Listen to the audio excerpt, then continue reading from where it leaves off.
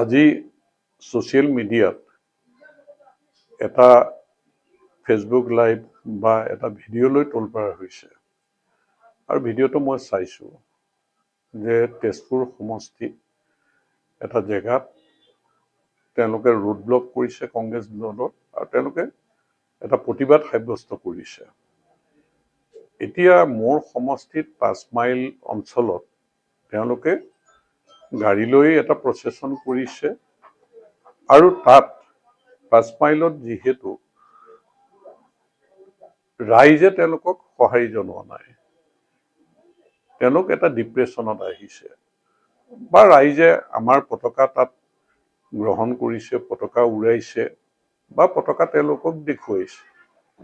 মই যিখিনি জানো, মই যিখিনি খবৰ দিছোঁ, কাৰণ মই আছোঁ চাৰিদুৱাৰ, আৰু তাৰ পিছত তেওঁলোকে মোৰ সমষ্টিৰ পৰা যেতিয়া তেজপুৰ সমষ্টি সোমাইছে আহিছে, তেজপুৰ সমষ্টিৰ ভিতৰত এটা জেগাত বোলে সুনীল ছেত্ৰীক আক্ৰমণ কৰিছে বুলি কংগ্ৰেছৰ স্পোক্স পাৰ্চন ৰূপা কলিতাই চিঞৰি চিঞৰি কিছু কথা কোৱা মই চালো আৰু মই দেখি চক হৈ গৈছো যে আমাৰ সমষ্টিৰ কংগ্ৰেছ দলৰ প্ৰাৰ্থী সুনীল ছেত্ৰী এনেকুৱা এটা অৱস্থা হৈ গ'ল যে নদুৱাৰৰ বিজেপি কৰ্মীয়ে সুনীল ছেত্ৰীক আক্ৰমণ কৰিলে আৰু সুনীল ছেত্ৰীক মাৰপিট কৰিলে। আৰু মই ফটোখন দেখি এনেকুৱা লাগি গ'ল যে সুনীল ছেত্ৰী মৰিয়ে যাব নেকি এতিয়া, যে চিঞৰি মানে এনেকুৱা এটা যন্ত্ৰণা তেওঁ পাইছে, পানী হেৰি কৰিছে। এই ৰূপা কলিতা গৰাকীয়ে তেওঁ চিঞৰি চিঞৰি কৈছে মৃত্যুৰ কাৰণে দায়িত্ব ল'ব লাগিব, সুনীল ছেত্ৰীক নদুৱাৰ বিজেপি কৰ্মীয়ে এয়া অৱস্থা কৰিলে। এই চিঞৰ বাখৰ কৰি যিটো পৰিৱেশ সৃষ্টি কৰিলে, আৰু মইতো খবৰ লৈছো তেওঁলোকে আচলতে আহি পেলাই হাইৱে ব্লক কৰিবলৈ আহি পুলিচ পেৰামিলিটাৰী ফৰ্চ তাত পুৰা আছে। চবৰে আগতে ফটকে সুনীল ছেত্ৰীয়ে বাগৰি মেলি যিখন নাটক কৰি দিলে, মই যিটো খবৰ পাওঁ যে ইমান নিকৃষ্ট ৰাজনীতি কৰিব বুলি। আৰু এইগৰাকীটো যিটো কাহিনী বেকগ্ৰাউণ্ডটো যিবিলাক, এই ৰূপা কলিতা যিগৰাকী, তেওঁৰ কামেই এইবিলাক। তেওঁ বাকী ফাঁকি বিভিন্ন ধৰণৰ অসামাজিক কামত বা এইবিলাকত তেওঁ যেনেধৰণে চেৰফেৰ কৰি থাকে, গতিকে তেওঁ এইবিলাকত কি কামত জড়িত নাই। মই এতিয়া বালিপাৰাতে তাতে মিটিং কৰি আছিলো, তেওঁ যেতিয়া এইখিনি কথা শুনিছে, তাৰ মহিলাখিনিয়ে যিখিনি কথা তেওঁ সম্পৰ্কত কৈছে, আৰু পৰিৱেশটো এনেকুৱা এটা কৰি দিছে যে নদুৱাৰত কংগ্ৰেছ প্ৰাৰ্থীক বিজেপি কৰ্মীয়ে মাৰিলে আৰু সুনীল ছেত্ৰী এনেকুৱা এটা চিঞৰ বাখৰ কৰি নাটক কৰি দিছে। যদি তেওঁৰ এইটো অৱস্থা, তেওঁ কি কাৰণে তেজপুৰত কোনো হস্পিটেলত তেওঁ এডমিট নহল, তেওঁ নেদেখালে, আৰু তেওঁ চাৰিদুৱাৰ হস্পিটেলত আহিছে, 25 কিলোমিটাৰ দূৰত হস্পিটেলত আহিছে। ইয়াত আহি তেওঁ হস্পিটেলত সোমাইছে নিজে খোজ কাঢ়ি, ডাক্তৰে একো তেওঁক কোৱা নাই, মূৰত বিষ আছে বুলি কৈছে। ইয়াত সেইটো চিটি স্কেন ইয়াত নহয়, যে তাত টুবুকিলে যাওঁ বুলি কৈছে। এতিয়া তেওঁ বালিপাৰা আকৌ কোনোবা হোটেল এখনত চাহ ভাত খাই আছে। গতিকে এই যে নাটকটো, যে ৰাজনৈতিক যিটো প্ৰমূল্যবোধ থাকিব লাগে কংগ্ৰেছ দলে, যেনেধৰণৰ নিকৃষ্ট ষড়যন্ত্ৰ এই দুজন, বিশেষকৈ ৰূপা কলিতা আৰু সুনীল ছেত্ৰীয়ে যিটো নাটক কৰিছে, মই এটাই প্ৰত্যাহ্বান তেওঁলোকক জনাব বিচাৰিছো, যদি বিজেপি কৰ্মীয়ে সুনীল ছেত্ৰীক কোনোবাই মাৰিছে বুলি, তেওঁক প্ৰহাৰ কৰিছে বুলি এটা প্ৰমাণ দিব পাৰে, এটা যদি প্ৰুফ দিব পাৰে, মই পদ্ম হাজৰিকাক কৈছো, মই যদি কণ্টেষ্ট কৰিছো, মই যুদ্ধ কৰিম, মই ৰাজনৈতিক সন্যাস লম। ইমান নিকৃষ্ট ষড়যন্ত্ৰ কৰিব নাপায় সুনীল ছেত্ৰী। তুমি যিটো মৰাৰ ভাও যোৱাৰ নিচিনাকে নিকৃষ্ট ষড়যন্ত্ৰ কৰিছা, ৰাজনীতি কৰিলা বুলি ইমান তললৈ নামিব নাপায়। তুমি যিজন মানুহ 2 মিনিট পিছত কেনেকৈ খোজকাঢ়ি ঘূৰি ফুৰিছা, যিজন মানুহে চেৰফেৰ কৰিছা যে এই মৰিব এতিয়া, চিঞৰি বাখৰি ৰূপা কলিতাই যিখিনি চিঞৰ বাখৰ কৰিছে, 2 মিনিট পিছত তেওঁ কেনেকৈ খোজকাঢ়ি ঘূৰি ফুৰিছে, কেনেকৈ খোজকাঢ়ি তেওঁ চাৰিদুৱাৰ হস্পিটেল আহিছে, কেনেকৈ বালিপাৰা সেই পাঞ্জাবী ধাবাত তেওঁলোকে বহি চাহ ভাত খাইছে, কেনেকৈ তেজপুৰলৈ গৈছে।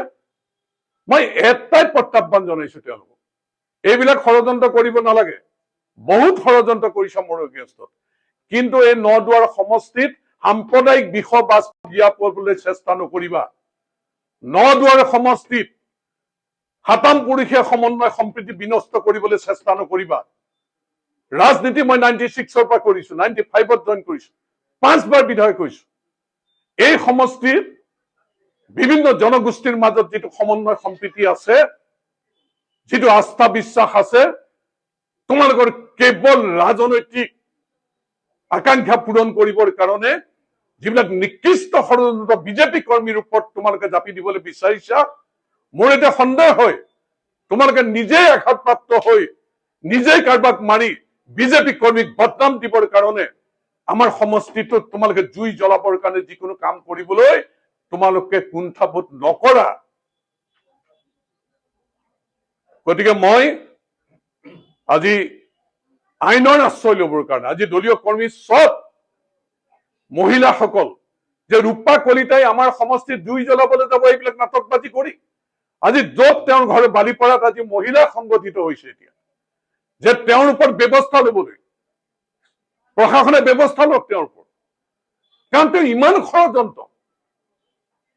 তেওঁৰ গাঁওখনত কি অৱস্থা, তেওঁৰ গাঁওখনত মানুহে কি বুলি লয় তেওঁ, আৰু তেওঁ আজি গোটেই অসমত ৯ দুৱাৰ সমষ্টিত আজি এনে এটা পৰিৱেশ কৰিবলৈ গৈ চিঞৰি বাখৰি যিটো কাৰবাৰ কৰিবলৈ গৈছে। গতিকে এই ক্ষেত্ৰত মই মুকলিকে আজি কলো, মোৰতো 30 বছৰ পাৰ হ'ল ৰাজনীতিত, 25 বছৰ আজি মই বিধায়ক। গতিকে এই বিধায়কৰ মই সকলো দায়িত্ব এৰি মই ৰাজনৈতিক সন্ন্যাস লম যদি বিজেপি কৰ্মীয়ে সুনীল ছেত্ৰীৰ গাত হাত উঠাইছে বুলি এটা প্ৰমাণ কৰক।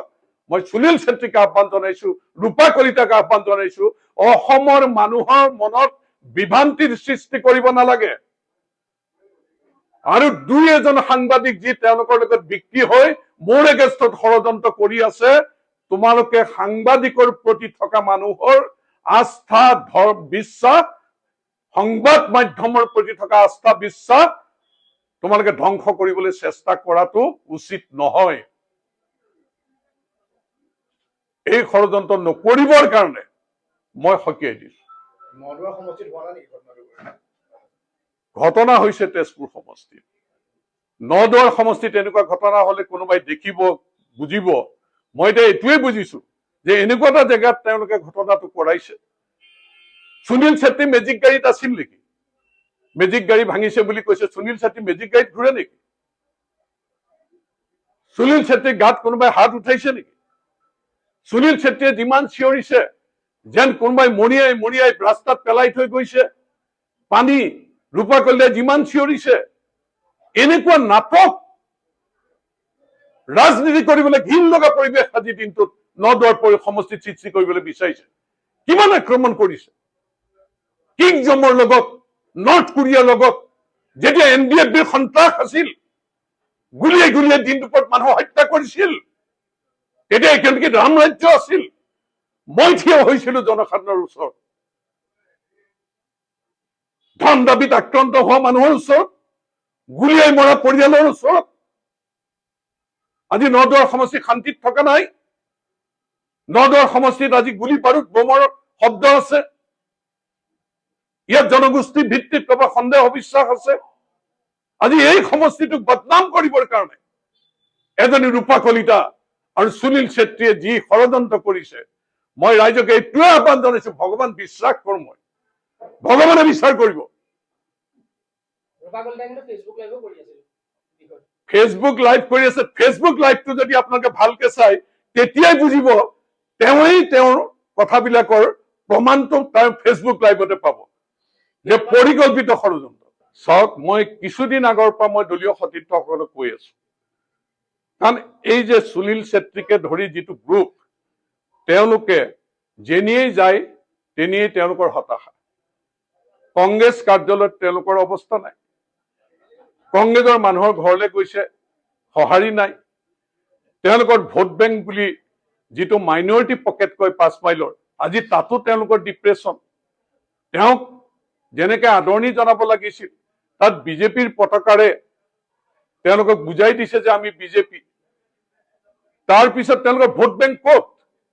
তেওঁ যিটো লোকৰা গাঁও পঞ্চায়ত, নিজৰ গাঁও পঞ্চায়ত, তাত তেওঁৰ আদৰণি নাই, তাত কোনো মানুহৰ সঁহাৰি তেনেকে নাই।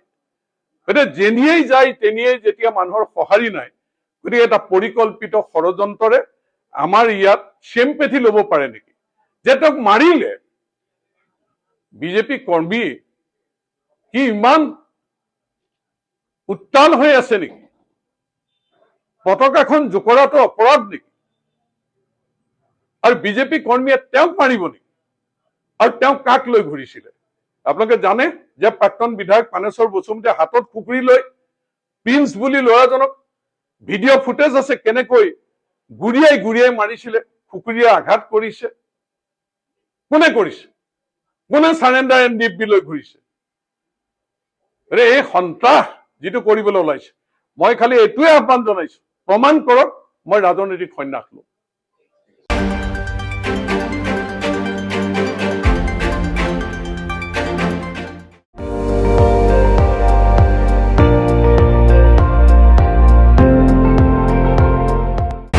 আপুনি চাই আছে ND24, সৰ্বশ্ৰেষ্ঠ নহয় সৰ্বোত্তমৰ দৌৰ।